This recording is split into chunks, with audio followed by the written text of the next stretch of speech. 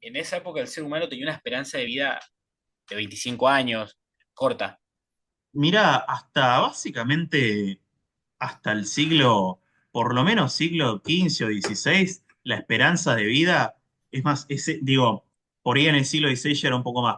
Volvamos a la prehistoria, que es de lo que yo sé. Sí, En toda la prehistoria, la esperanza de vida, como mucho, es de 25 o 30 años. Ojo igual porque no quiere decir que nadie llegaba más. Hay muchos casos de neandertales o preneandertales, por ejemplo, que llegaron hasta los 50, que es un montón. Entonces, no quiere decir que nadie llegaba, pero hablamos de en términos generales. Lo que suele haber en la prehistoria es una alta tasa de mortalidad infantil. O infantil. sea, infantil, claro, se mueren siendo muy chiquitos. Claro, no Si sabía. superás esa barrera, tenés muchas posibilidades de llegar al pico máximo de la época, que son 25, 30, o de vuelta. Hay casos de 40, hay casos de 50, y estamos hablando de casos de gente que llegó a los 50 hace 500.000 años, no Claro, pues ahora. ahí te O sea agarraba que una enfermedad y fuiste. O sea, la enfermedad más leve te volteaba.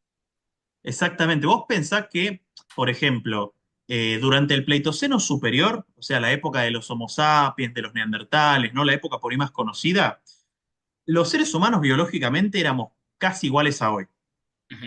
Y sin embargo vivíamos 25 años Débiles. o 30. ¿Por qué? Básicamente, porque no existía la medicina, no existía el agua corriente, digo, todos los procesos de filtración del agua, qué sé yo. Por eso la mayoría de la gente tomaba otras cosas, leche, cerveza, porque el agua te mataba generalmente.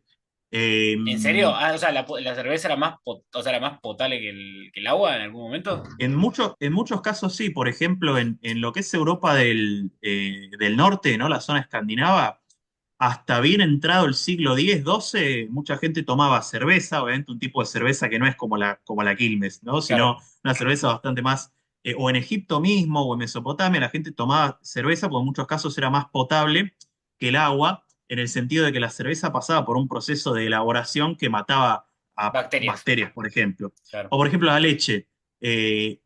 La gente a principios del Neolítico era intolerante a la lactosa, ¿no? Que hoy es algo raro, ¿no? Cuando alguien es intolerante a la lactosa parece raro.